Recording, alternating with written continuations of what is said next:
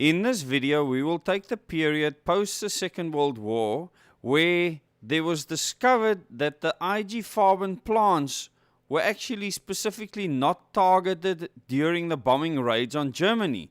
We know that these plants were actually funded by Rothschild money and that they pumped out most of the materials needed for all the ammunition and all the war machinery for the German army.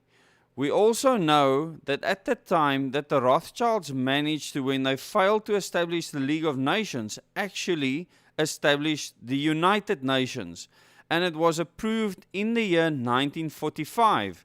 This is a starting point for this video. So we start in 1946. On July the 22nd, the future Prime Minister of Israel, David Ben-Gurion, orders another future Prime Minister of Israel, Menachem Begin, to carry out a terrorist attack on the King David Hotel in Palestine to try and drive out the British. As a result of this, 91 people were killed, most of them civilians, 28 British, 41 Arabs, 17 Jews, and 5 others.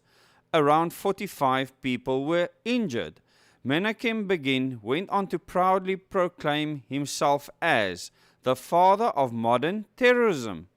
Just to put the gravity of the attack on the King David Hotel into perspective, it was at the time the biggest death toll as a result of single terrorist action ever, and was only surpassed over 40 years later by the bombing of Pan Am Flight 103 over Lockerbie. In 1947, the British, who prior to World War II declared that there would be no more immigration of Jews to Palestine in order to protect the Palestinians from their acts of terror against both them and British soldiers, transfer control of Palestine to the United Nations. The United Nations then resolved to have Palestine partitioned into 2 states, one Zionist and one Arab, with Jerusalem to remain as an international zone to be enjoyed by all religious faiths. This transfer was scheduled to take place on May 15, 1948. The United Nations had no right to give Arab property to anyone, as indeed, even though the Jews owned 6% of Palestine at that time, Resolution 181 granted the Jews 57% of the land, leaving the Arabs, who at that time had 94%, with only 43%. At the time, information collected by the Anti-Defamation League, or the ADL, in its spy operations on US citizens is used by the House Select Committee on Un-American Activities. Subcommittee Chair Claire Hoffman dismisses the ADL's reports on suspect communists as hearsay. The Anti-Defamation League has played a huge role in the history of the world up until now in actually playing the narrative with regards to anti-Semitism and using it for their own goals and purposes. These goals and purposes, as you will soon find out, does not have anything to do with the actual protection of Jewish people. In the spring of 1948, the Rothschilds bribed President Harry S. Truman, who was then the 33rd President of the United States from 1945 to 1953, to recognize Israel, Rothschilds owned Zionist Israel, not Jewish territory, as a sovereign state, with a $2 million bribe which they gave to him on the campaign trail so he can be elected. They then declare Israel to be a sovereign Jewish state in Palestine, and within half an hour of President Truman declared the United States to be the first foreign nation to recognize it. The flag of Israel is unveiled. Despite a lot of opposition, the emblem on the flag is a blue-colored version of the Rothschilds' red hexagram or sign. Remember the sign, the red sign that hung above the counting shop of Amschel Rothschild's father. This angers many of the Jewish people who realize this hexagram was used in the ancient mystery religion as a symbol of Moloch. These dissenting Jews believe the menorah, the old Jewish symbol, should be used, and pointed out that the hexagram is not even a Jewish symbol. But of course, as the Rothschild Zionists use it, that is what ends up on a Rothschild Zionist Israeli flag. In the early hours of April 19th, 132 Jewish terrorists from the Irgun gang, led by future Israeli Prime Minister Menachem Begin, and the Stern gang, which I've mentioned before in the last video, led by future Israeli Minister Yitzhak Shamir, brutally massacre 200 men, women and children as they are sleeping peacefully in the Arab village of Deir Yassin. Following the United Nations transfer of Palestine to an independent Jewish state and an independent Arab state on May 15th, the Israelis launched a military assault on the Arabs with blaring loudspeakers on their trucks, informing the Arabs that if they did not flee immediately, they would be slaughtered. 800,000 Arabs, with the recent memory of the Deir Yassin massacre at the forefront of their minds, fled in absolute panic. They asked for help from neighboring Arab states, but those states did not get involved as they were no match for the Israelis, whose up-to-date military hardware had been supplied by the Jewish Stalinist regime in Russia. Following this assault, the Jews now controlled 78% of the former Palestine, as opposed to the 57% that had been given to them illegally by the United Nations. The Palestinians, of whom many of them were Christians, were never paid compensations for their homes, property and businesses stolen from them during this illegal Jewish assault, and these people ended up in slum refugee cities of tents. Furthermore, at least half of the Palestinians in their hurry to flee left their birth certificates behind, and this became a huge problem. The State of Israel then passed a law that only those who could prove citizenship were allowed to return to Israel. This meant that of these 400,000 Palestinians could not return and lost all their property they had left there. David Ben-Gurion, one of the father founders of Israel and its first prime minister, candidly describes Zionist aims in his diary on the 21st of May 1948 as follows, and I quote, "The Achilles heel of the Arab coalition is the Lebanon. Muslim supremacy in this country is artificial and can easily be overthrown. A Christian state ought to be set up there with its southern frontier on the river Litani. We would sign a treaty of alliance with the state. Thus, when we have broken the strength of the Arab Legion and bombed Amman, we could wipe out Transjordan. After that, Syria would fall, and if Egypt still dared to make war on us, we would bomb Port Said, Alexandria, and Cairo. We should thus end the war and would have put pay to Egypt, Assyria, and Chaldea on behalf of our ancestors." I'm sure many of you have wondered how China fits into the fray with regards to the New World Order. Well, wait no longer. In 1949, things starts to become clear. And you know, if you've watched my video on China in Africa, how China is just a part of the New World Order narrative, fully funded by the Rothschilds.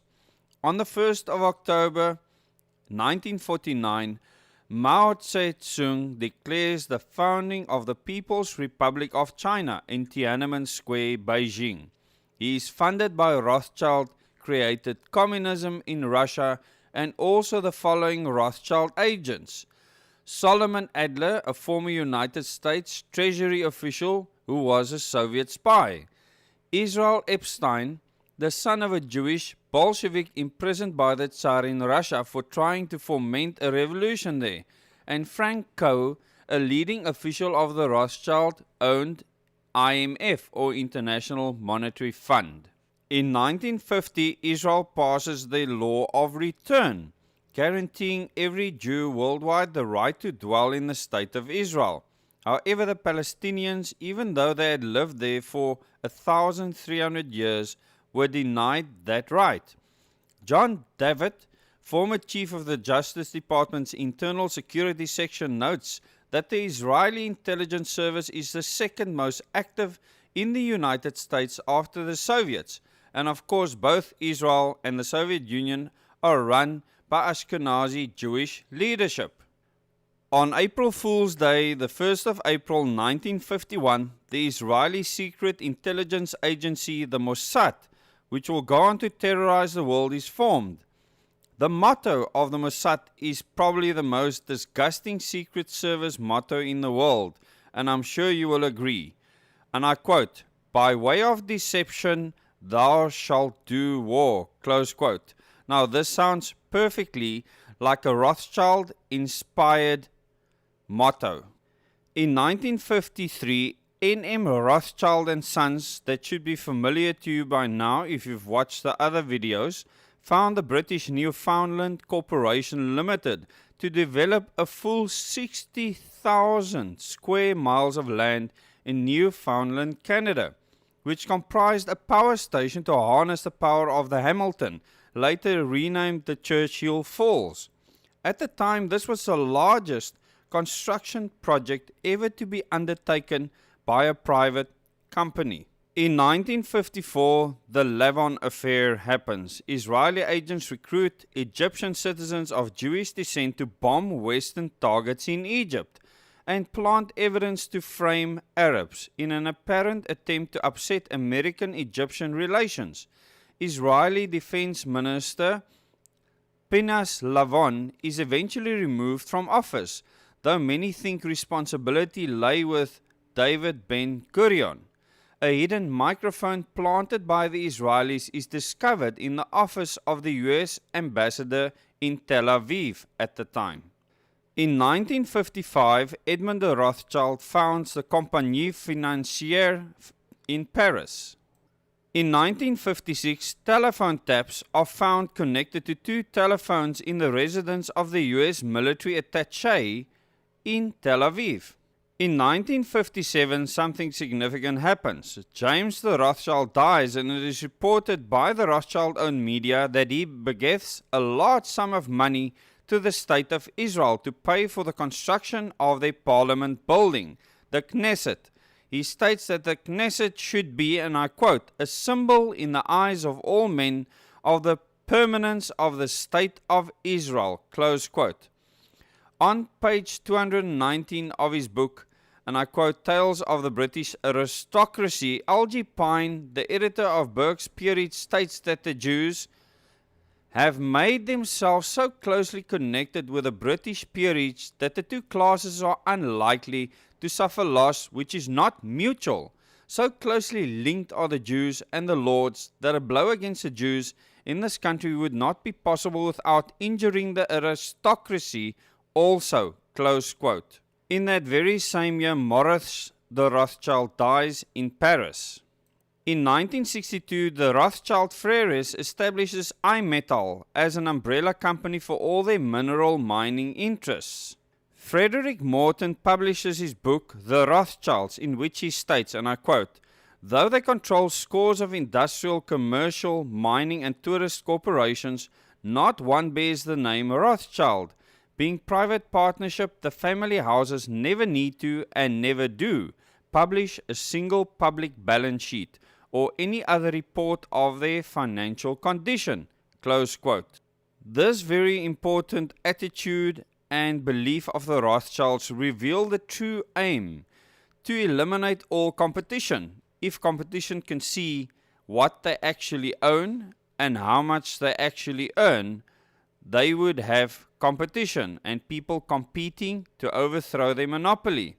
The Rothschilds wanted the entire world monopoly for themselves. This next part of history should be of keen interest to all of you, because in 1963, on June 4th, President John F. Kennedy, who was the 35th President of the United States from 1961 to 1963, signs Executive Order 1110, which returns to the US government the power to issue currency without going through the Rothschilds' own Federal Reserve.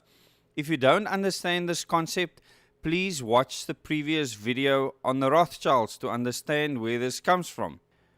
We know what followed next.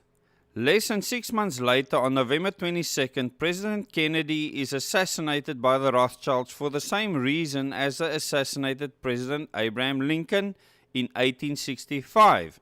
He wanted to print American money for the American people as opposed to for the benefit of a money-grabbing, war-mongering foreign elite. What happened next is the most interesting. This Executive Order 1110 is rescinded by President Lyndon Baines Johnson, the 36th President of the United States from 1963 to 1969 on Air Force One from Dallas to Washington, the very same day as President Kennedy was assassinated. Another and probably the primary reason for Kennedy's assassination is, however, the fact that he made it quite clear to Israeli Prime Minister David Ben-Gurion that under no circumstances would he agree to Israel becoming a nuclear state.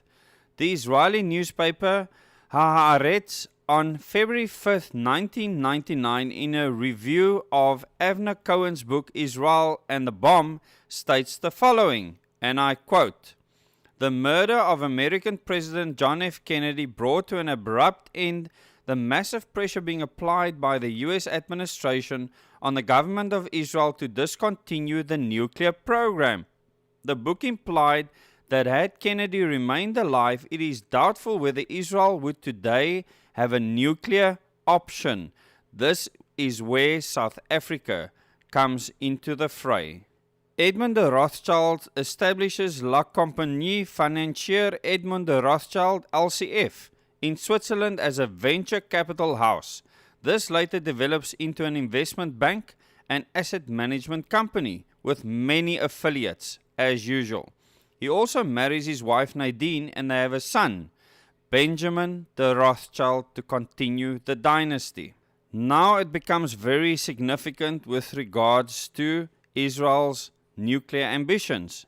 In 1965, Israel illegally obtains enriched uranium from NUMEC, Nuclear Materials and Equipment Corporation. In 1967, the treatment of the Palestinians by the Zionist Jews finally ignites enough anger in the Arab world for Egypt, Jordan, and Syria to mobilize on Israel's borders.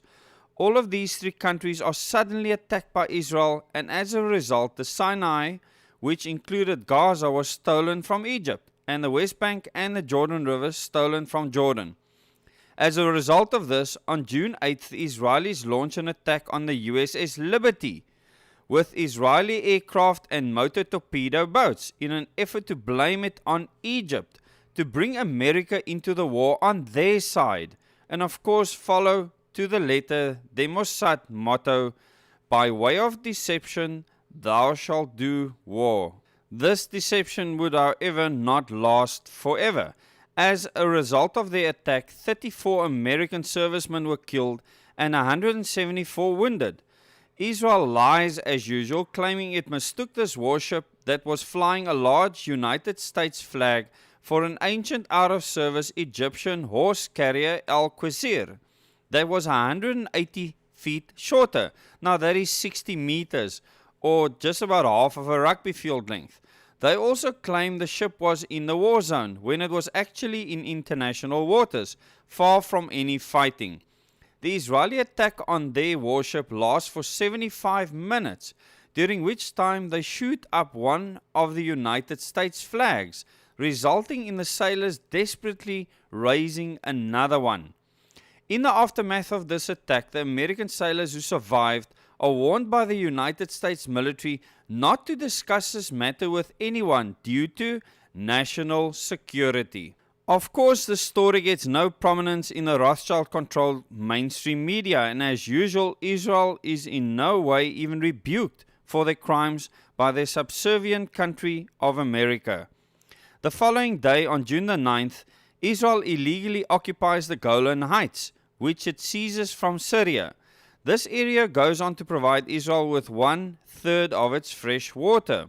Israeli General Mitatayu Peled is quoted in Haaretz, the newspaper, on the 19th of March 1972 with the following statement, and I quote, "The thesis that the danger of genocide was hanging over us in June 1967 and that Israel was fighting for its physical existence is only bluff, which was born and developed after the war." Another sickening and deceptive statement, but again at least he is consistent with the Mossad motto, "By way of deception, thou shalt do war." At the end of that year, the Rothschild Freres is renamed Banque Rothschild. In 1970, while working for Senator Henry Scoop Jackson, Richard Pearl is caught by the FBI giving classified information to Israel, and nothing is done. He was an Ashkenazi Jew.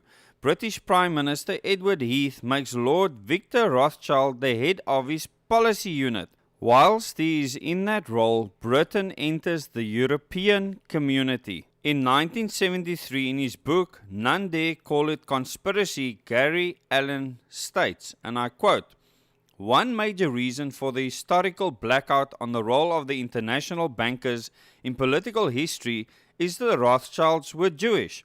The Jewish members of the conspiracy have used an organization called the Anti-Defamation League, or the ADL, as an instrument to try and convince everyone that any mention of the Rothschilds and their allies is an attack on all Jews.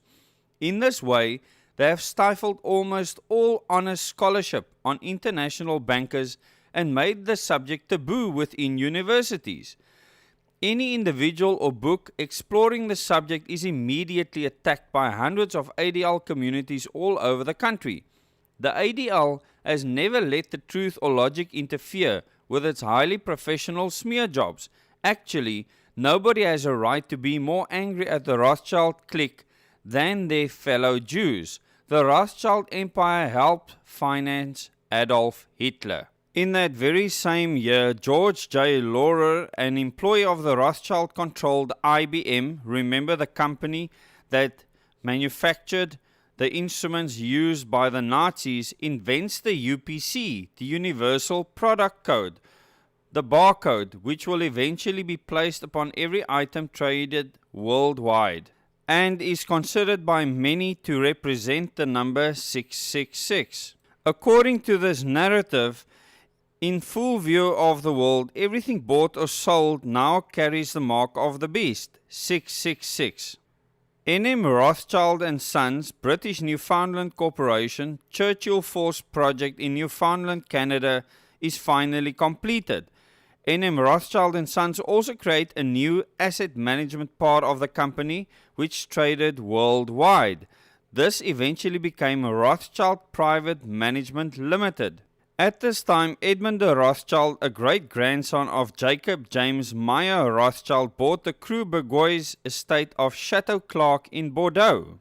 In 1978, Ashkenazi Jew Stephen Bryan, then a Senate Foreign Relations Committee staffer, is overheard in a Washington, D.C. hotel offering confidential documents to top Israeli military officials.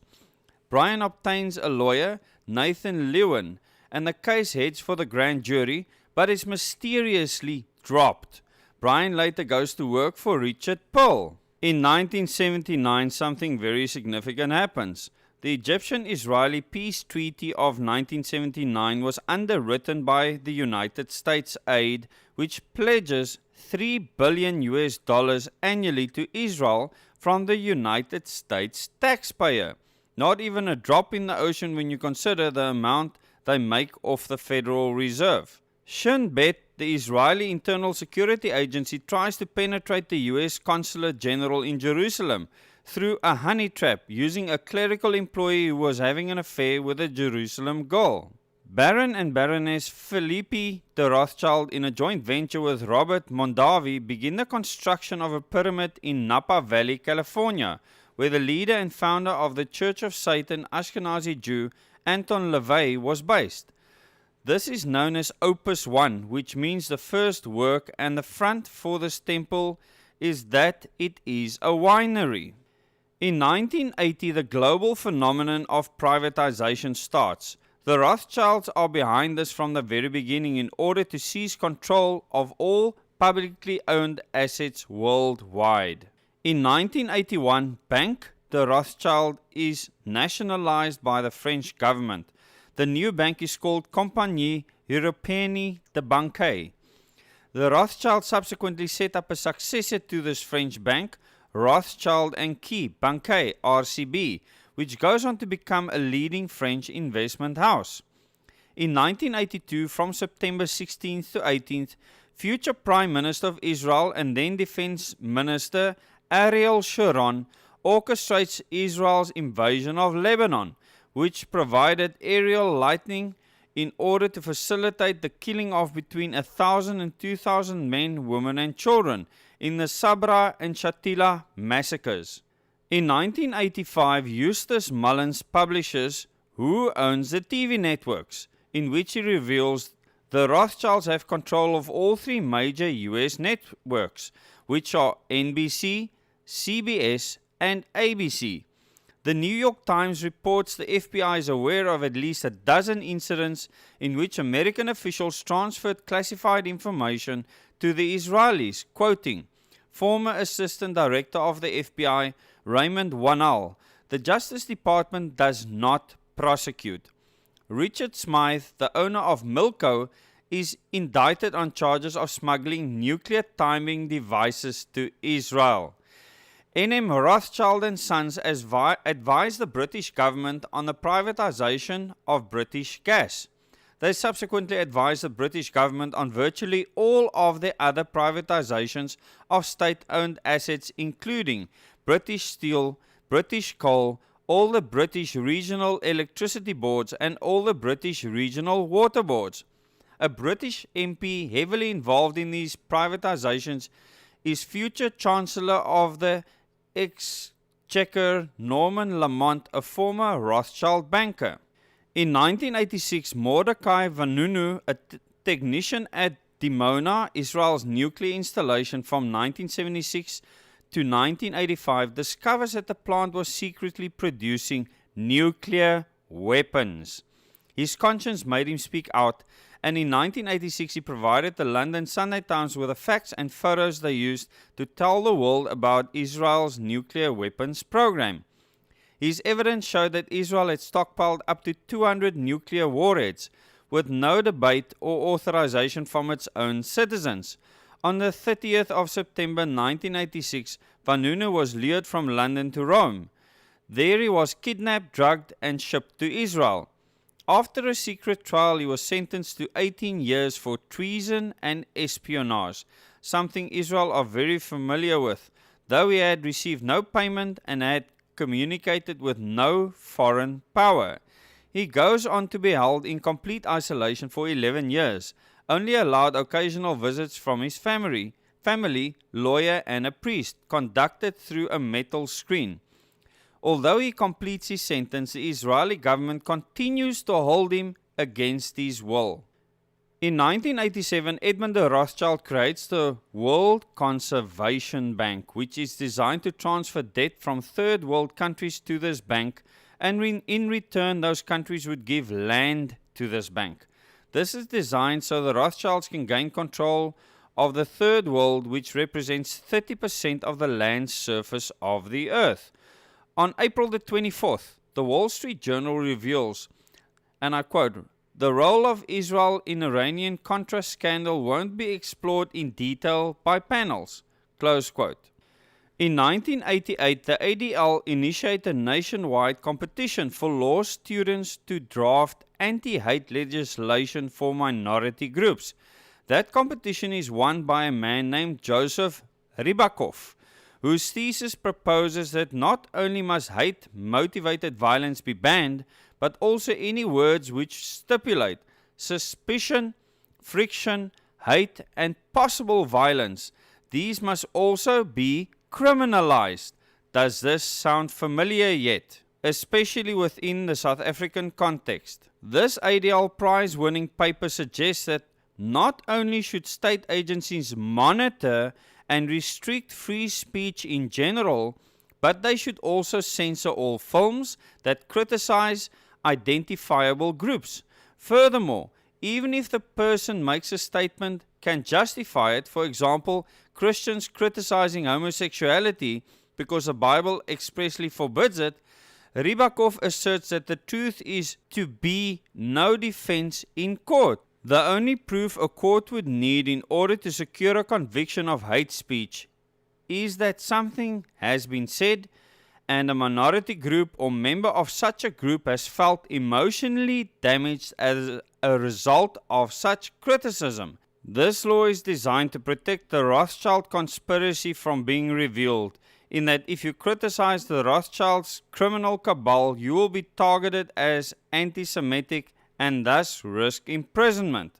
And then later that year, Philippe de Rothschild dies. In 1989, many of the satellite states in Eastern Europe, through the influence of the Glasnost, become more open in their demands of freedom from communist governance in their republics.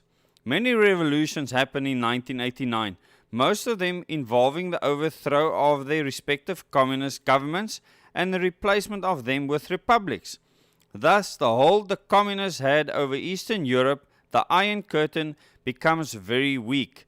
Eventually, as a result of perestroika and glasnost, communism collapses, not only in the Soviet Union, but also in Eastern Europe. In Russia, Boris Yeltsin, whose wife is the daughter of Joseph Stalin's marriage to Rosa Kaganovich, and the Republican government takes steps to end the power of the Communist Party by suspending and banning the party and seizing all their property. This symbolized the fall of communism in Russia and resulted in the start of a mass exodus of 700,000 Jews from the former Soviet Union to Israel. In the Israeli journal Hotam, 24th of November 1989, there is a report of a speech that then Israeli Deputy Foreign Minister Benjamin Netanyahu gave to students at Bar Ilan University, in which he states, and I quote, "Israel should have exploited the repression of the demonstrations in China when world attention focused on that country to carry out mass expulsions among the Arabs of the territories." Close quote. The London and Paris Rothschilds announced the launch of a new subsidiary, Rothschilds GmbH, in Frankfurt, Germany. In 1991, following the Iraqi invasion of Kuwait on August 2, 1990, on January 16th of this year, the United States and Britain began an aerial bombing campaign of targets within Iraq. On 24th of February, the ground campaign commenced, which was to last 100 hours until on February 28th, when a horrendous war crime occurred. This crime was a slaughter of 150,000 Iraqi troops with fuel air bombs. These Iraqis were fleeing on a crowded highway from Kuwait to Basra. President George Herbert Walker Bush ordered United States military aircraft and ground units to kill these surrendering troops. They were then bulldozed into mass unmarked graves in the desert, some still alive. President Bush then ordered a cessation of hostilities. What was the significance of the slaughter and President Bush declaring the war over on this day? Well, it was the day of Purim fell on this year. This, the day the Jews celebrate their victory over ancient Babylon, now based within the borders of Iraq, and a day when the Jews are encouraged to get bloody revenge against their perceived enemies. At the Bilderberg Conference on June the 6th to 9th of that year in Baden-Baden, Germany, David Rockefeller, who is also a Rothschild, made the following statement, and I quote, "We are grateful to the Washington Post, the New York Times, Time Magazine, and other great publications whose directors have attended our meetings and respected their promises of discretion for almost 40 years. It would have been impossible for us to develop our plan for the world if we had been subjected to the lights of publicity during those years. But the world is now more sophisticated and prepared to march toward a world government. The supranational sovereignty of an intellectual elite and world bankers is surely preferable to the national autodetermination practiced in past centuries. Close quote. In March of 1992, former Federal Reserve Board Chairman Paul A. Volcker became chairman of the European banking firm J. Rothschild, Wolfenson & Co. Stephen Bryan, caught offering confidential documents to Israel in 1978, remember, is serving on board of the pro-Israeli Jewish Institute for National Security Affairs while continuing as a paid consultant, with security clearance on exports of sensitive U.S. technology. The Samson option by Seymour M. Hirsch reports, and I quote, illicitly obtained intelligence was flying so voluminously from Lakam, a secret Israeli intelligence unit, a Hebrew acronym for Scientific Liaison Bureau, into Israeli intelligence that a special code named Jumbo was added to the security markings already on the documents. There were strict orders, Ari Ben Menashe recalled. Anything marked Jumbo was not supposed to be discussed with your American counterparts. Close quote. The Wall Street Journal reports that Israeli agents apparently tried to steal Recon Optical Inc.'s top secret airborne spy camera system.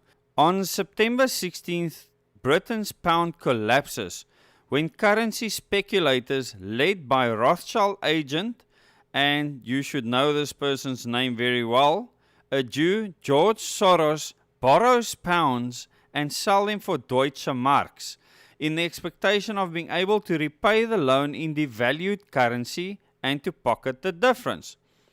This results in the British Chancellor of Exchequer, Norman Lamont, announcing a rise in the interest rate of 5% in one day, and as a result drives Britain into a recession, which lasts many years as a large numbers of businesses fail and the housing market crashes. This is right on cue for the Rothschilds after they had privatized Britain's state-owned assets during the 1980s, driven the share prices up, and then collapsed the market so they could buy them up for pennies on the pound. A carbon copy of what Nathan Meyer Rothschild did to the British economy 180 years before in 1812. And you can recall that if you go and watch the first video on the Rothschilds. It cannot be overstated that the Chancellor of the Exchequer at that time, Norman Lamont, prior to becoming an MP, was a merchant banker with N.M. Rothschild and Sons, who he joined after reading economics at Cambridge. Norman Lamont leaves the British government to return to N.M. Rothschild and Sons as a director, after his mission to collapse the British economy to profit the Rothschilds is accomplished. Former Congressman Paul Findlay publishes his seminal book, Deliberate Deceptions, facing the facts about the U.S.-Israeli relationship. In this book, he lists the 65 United Nations member resolutions against Israel from the period 1955 to 1992, and the 30 United States vetoes on Israel's behalf, which, if not made, would have seen Israel have 95 resolutions against them at this point. No matter, even with Israel's puppet, the United States, helping them terrorize others, the 65 resolutions passed against Israel are more than all the resolutions passed against all other countries combined. Not that Israel cared too much about the views of the United Nations, when you consider that less than 2 weeks after Israel's attacks on the USS Liberty, an attack designed to sink the Liberty and blame it on Egypt, remember, prompting the USA into a war with Egypt on behalf of Israeli lies. Remember the Mossad motto, by way of deception thou shalt do war. The Israeli Foreign Minister Abba Eban stated of the United Nations, and I quote, "If the General Assembly were to vote by 121 votes to 1 in favor of Israel returning to the armistice lines pre-June 1967 borders, Israel would refuse to comply with the decision." New York Times, 19th of June 1967. The ADL or Anti-Defamation League is caught operating a massive spying operation on critics of Israel, Arab Americans, the San Francisco Labor Council, ILWU, Local 10, Auckland Educational Association, NAACP, Irish Northern Aid, International Indian Treaty Council, the Asian Law Caucus, and the San Francisco Police. Data collected was sent to Israel and in some cases to South Africa. Pressure from Jewish organization forces the city to drop the criminal case, but the Anti-Defamation League or ADL settles a civil lawsuit for an undisclosed sum of cash. In 1995, former atomic energy scientist Dr. Kitty Little claims the Rothschilds now control 80% of the world's uranium supplies, giving them a monopoly over nuclear power. The Defense Investigative Service circulates a memo warning U.S. military contractors that, and I quote, Israel aggressively collects U.S. military and industrial technology, close quote. The report stated that Israel obtains information using, open quote, ethnic targeting, financial aggrandizement, and identification and exploitation of individual frailties of U.S. citizens, close quote. In 1996, a General Accounting Office report, Defense Industrial Security, Weaknesses in U.S. Security Arrangements with Foreign-Owned Defense Contractors, found that according to intelligence sources, country A, identified by intelligence sources as Israel, Washington Times, 22nd of February 1996, and I quote, conducts the most aggressive espionage operation against the United States of any U.S. ally. The Jerusalem Post of 30th of August 1996 quoted the report, and I quote, classified military information and sensitive military technologies are high priority targets for the intelligence agencies of this country, close quote. The report described, and I quote, an espionage operation run by the intelligence organization responsible for collecting scientific and technological information for Israel paid a U.S. government employee to obtain U.S. classified military intelligence documents, close quote. The Washington Report on Middle East Affairs noted that this was, and I quote, a reference to the 1985 arrest of Jonathan Pollard, a civilian U.S. naval intelligence analyst who provided Israel Lakam Espionage Agency an estimated 800,000 pages of classified U.S. intelligence information, close quote. The GAO reported also noted that, and I quote, several citizens of Israel were caught in the United States stealing sensitive technology used in manufacturing artillery gun tubes, close quote. An Office of Naval Intelligence document, Worldwide Challenges to Naval Strike Warfare, reported that, and I quote, U.S. technology has been acquired by China through Israel in the form of the Lavi fighter and possibly SAM surface-to-air missile technology, close quote. Jane's Defense Weekly, 28th of February 1996, noted that until now the intelligence community has not openly confirmed the transfer of U.S. technology via Israel to China. The report noted that this represents a dramatic step forward for Chinese military aviation. Flight International, 13th of March 1996. Amschel Rothschild 41 is strangled with the heavy cord of his own towel robe in his hotel room in Paris. French Prime Minister orders the French police to close their investigation, and Rupert Murdoch, born of a Jewish mother and also because of that an Ashkenazi Jew by standards, instructs his editors and news managers around the world to report it as a heart attack if they need to report it at all. On 12th of May, United Nations Ambassador and Ashkenazi Jew Madeleine Albright, when appearing on 60 Minutes, was asked the following by correspondent Leslie Stahl in reference to the years of United States-led economic sanctions against Iraq. And I quote, "We have heard that 500,000 children have died. I mean, that is more children than died in Hiroshima. And you know, is the price worth it? to which Ambassador Albright replied, and I quote, "I think that is a very hard choice, but the price the price is worth it." Close quote. Her comments caused no public outcry. In fact, the Holocaust of 500,000 Iraqi children is positively admired by the United States government when you consider less than 8 months later, President Clinton appointed Albright as Secretary of State. Whilst appearing before the Senate committee who considered her appointment, Albright is literally chomping at the bit for the blood of more Iraqi children, and she states, and I quote, "We will insist on maintaining tough UN sanctions against Iraq unless and until that regime complies with relevant Security Council resolutions." Close quote. In 1997, an Army mechanical engineer, David A. Tenenbaum, inadvertently gives classified military information on missile systems and armored vehicles to Israeli officials. This was reported in the New York Times 20th of February 1997.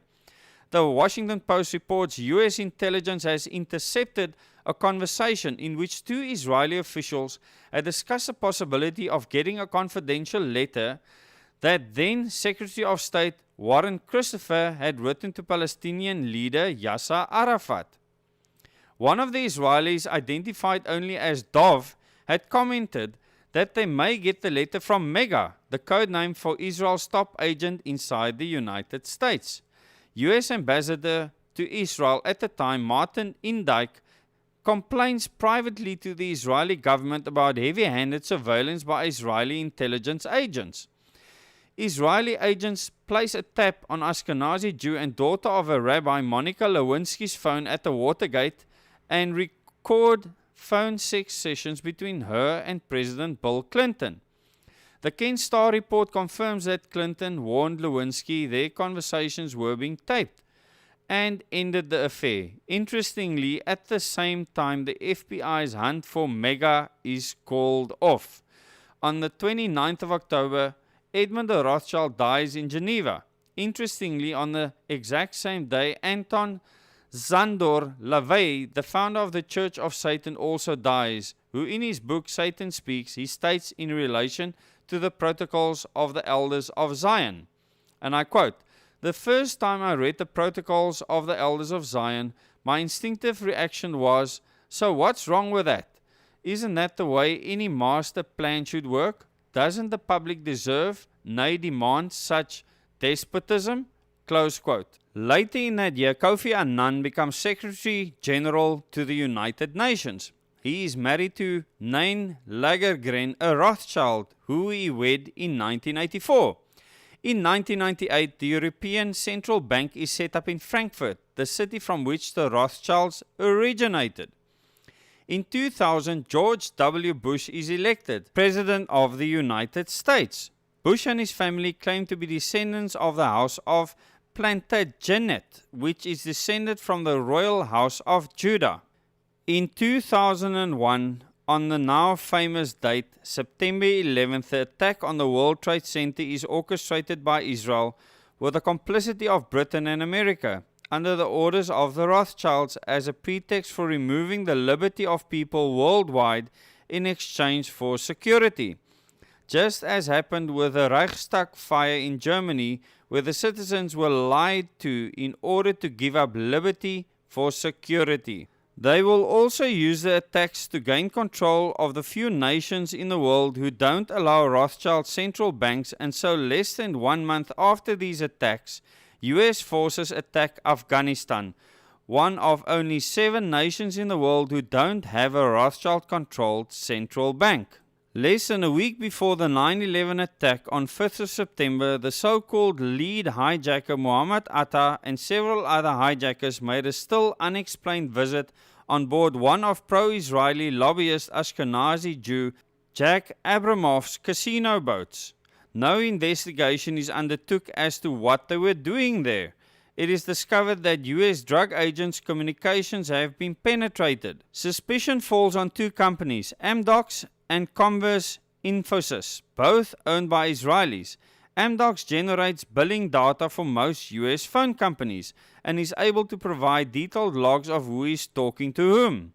Converse Infosys builds a tapping equipment used by law enforcement to eavesdrop on all American telephone calls, but suspicion forms that Converse Infosys, which gets half of its research and development budget from the Israeli government, has built a backdoor into the system that is being exploited by Israeli intelligence, and that the information gleaned on US drug interdiction's efforts is finding its way to drug smugglers.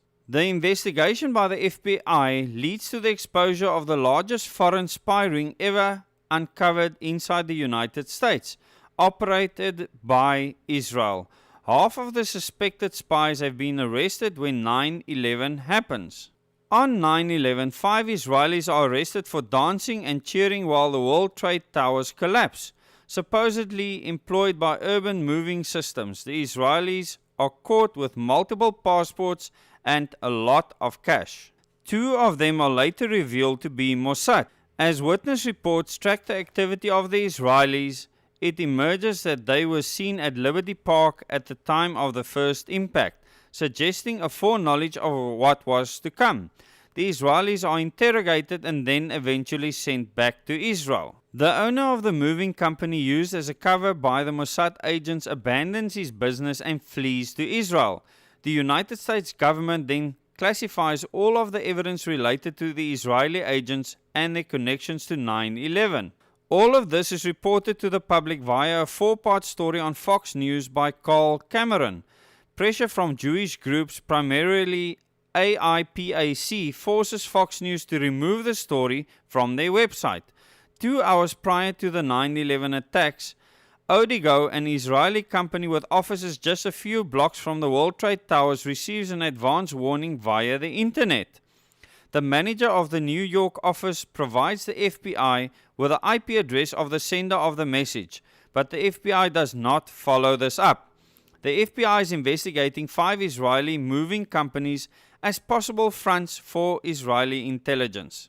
It is revealed that prior to the attack, millions of dollars of put options on both American Airlines and United Airlines were traded. The FBI have promised to follow the purchases up, but have never revealed their findings. That is because this would lead directly to Israel, the state behind the 9/11 attacks.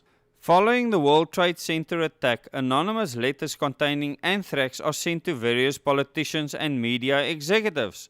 Like the 9/11 attack, this is immediately blamed on Al-Qaeda, until it is discovered that the anthrax contained within those letters is a specific type of weaponized anthrax, made by a United States military laboratory. The FBI then discovers that the main suspect for these anthrax letters is an Ashkenazi Jew, Dr. Philip Zak, who had been reprimanded several times by his employers due to offensive remarks he made about Arabs. Dr. Philip Zak was caught on camera entering the storage area where he worked at Fort Detrick, which is where the anthrax was kept. At this point, both the FBI and the mainstream media stopped making any public comments on the case. It just all went silent. Jewish Defense League chairman since 1985, Ashkenazi Jew Irv Rubin is jailed for allegedly plotting to bomb a mosque and the offices of an Arab American congressman. He dies shortly after slitting his throat in a suicide attempt before he can be brought to trial. 1 week prior to the World Trade Center attack, the Zim shipping company moves out of its offices in the World Trade Center, breaking its lease and costing the company $50,000. No reason has ever been given, but Zim Shipping Company is half owned by the State of Israel, the Rothschilds. On October 3rd, Israeli Prime Minister Ariel Sharon makes the following statement to Ashkenazi Jew Shimon Peres, as reported on Kol Yisrael radio, and I quote, "Every time we do something, you tell me America will do this and will do that. I want to tell you something very clear. Don't worry about American pressure on Israel. We, the Jewish people, control America and the Americans know it." Close quote. In 2002, Webster's third New International Dictionary, unabridged, reprinted in 2002, provides a new definition of anti-Semitism, which has not been updated since 1956, and it reads, and I quote, "Anti-Semitism, 1. Hostility toward Jews as a religious or racial minority group, often accompanied by social, political, or economic discrimination. 2. Opposition to Zionism. 3. Sympathy for the opponents of Israel." Close quote. It was definition 2 and 3 that were added in the 2002 edition, just before the USA decided to invade Iraq under orders from the state of Rothschild, the state of Israel. Also in this year, the Prime Minister of Israel, Ariel Sharon, orders the massacre in the Jenin refugee camp in the West Bank. It was important to get that definition updated to protect criminal actions. The DEA issues a report that Israeli spies posing as art students have been trying to penetrate U.S. government offices. Police near the Whidbey Island Naval Air Station in southern Washington state stopped a suspicious truck and detained 2 Israelis, one of whom is illegally in the United States. The 2 men were driving at high speed in a Ryder rental truck, which they claimed had been used to deliver furniture. The next day, police discovered traces of TNT and RDX military-grade plastic explosive inside the passenger cabin and on the steering wheel of the vehicle. The FBI then announces that the tests that showed explosives were false positives by cigarette smoke, a claim test experts say is ridiculous. Based on an alibi provided by a woman, the case is closed and the Israelis are handed over to the INS to be sent back to Israel. 1 week later, the woman who provided the alibi vanishes into thin air. Now things really get interesting. In 2003, the United States invade Iraq on 19th of March, which this year is the holy day of Purim in the Jewish calendar. This day of Purim is a day the Jews celebrate their victory over ancient Babylon, as we've mentioned before in another attack, now based within the borders of Iraq. How interesting is that? What is of course also significant is that the previous US-led invasion of Iraq ended on the day of Purim 10 years earlier, with the slaughter of 150,000 fleeing Iraqis, remember, under the current president's father, George Herbert Walker Bush. Iraq is now one of 6 nations left in the world who don't have a Rothschild-controlled central bank. This war is mainly about stealing Iraq's water supply for Israel and is being fought with the blood of the American military, which the state of Rothschild or the Israeli state control. Israel has always had a problem with water supply, and it means that water is far more precious to them than the oil reserves, which are the second largest reserves of oil on the planet. Malaysian Prime Minister Mahathir Mohamad states in a speech, and I quote, "Jews rule the world by proxy. They get others to fight and die for them." Close quote. The police chief of Cloudcroft stops a truck speeding through a school zone. The drivers turn out to be Israelis with expired passports. Claiming to be movers, the truck contains junk furniture and several boxes. The Israelis are handed over to immigration. The contents of the boxes are not revealed to the public. Israel deploys assassination squads into other countries, including the United States. The US government does not protest. These many actions prove a support for many actions that cannot be explained properly with and for the state of Israel, especially by the United States. In 2004, 2 years into an investigation of AIPAC's, the American Israel Public Affairs Committee, the largest political lobbying group in the USA with over 65,000 members, whose only purpose is to use the USA for the purposes of Israel, they have a possible role as a spy front for Israel. Larry Franklin, who is also a Jew, a mid-level Pentagon analyst, is observed by the FBI giving classified information to 2 officials of AIPAC suspected of being Israeli spies. AIPAC hires lawyer Nathan Lewin to handle their legal defense. The same lawyer who defended suspected Israeli spy Stephen Bryan in 1978. Larry Franklin worked in the Pentagon offices of special plans run by Richard Perle. At the time, Perle, who was caught giving classified information to Israel back in 1970, was insisting that Iraq was crawling with weapons of mass destruction, requiring the United States to invade and conquer Iraq. There were no weapons of mass destruction, of course, and Perle has dumped the blame for the bad intelligence on George Tenet. But what is known is that the Pentagon Office of Special Plans was coordinating with a similar group in Israel, in Ariel Sharon's office. With 2 suspected Israeli spies, at least, inside the office from which the lies that launched the war in Iraq originated, it appears that the people of the United States are the victims of a very, very deadly hoax. A hoax that started a war using the blood and money of American citizens for the purposes of Israeli oppression. The leaking of the investigation of AIPAC to the media on August 28 of 2004 gave advance warning to other spies working with Franklin. The damage to the FBI's investigation was completed when United States Attorney General John Ashcroft ordered the FBI to stop all arrests in the case. Like the Stephen Bryan case and the hunt for Mega, remember the top Israeli spy, this latest spy scandal seems destined by officials who have their own secret allegiances to protect, barring a massive public outcry. Police near the Nuclear Fuel Services plant in Tennessee stop a truck after a 3-mile chase during which the driver throws a bottle containing a strange liquid from the cab. The drivers turn out to be Israelis using fake identifications. The FBI refuses to investigate and the Israelis are released. 2 Israelis try to enter Kings Bay Naval Submarine Base, home to 8 Trident submarines. These are nuclear submarines. The truck tests positive for explosives.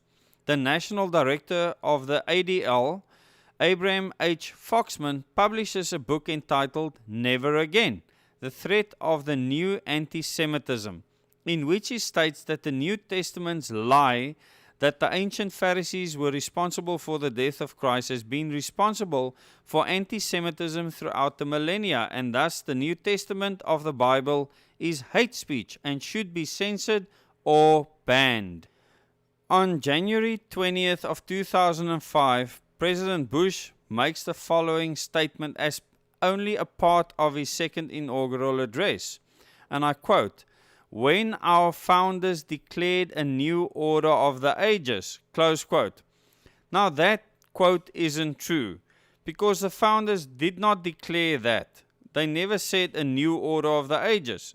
President Roosevelt did when in 1933 he put its Latin translation, and I quote, "Novus Ordo Seclorum," close quote, on the dollar bill.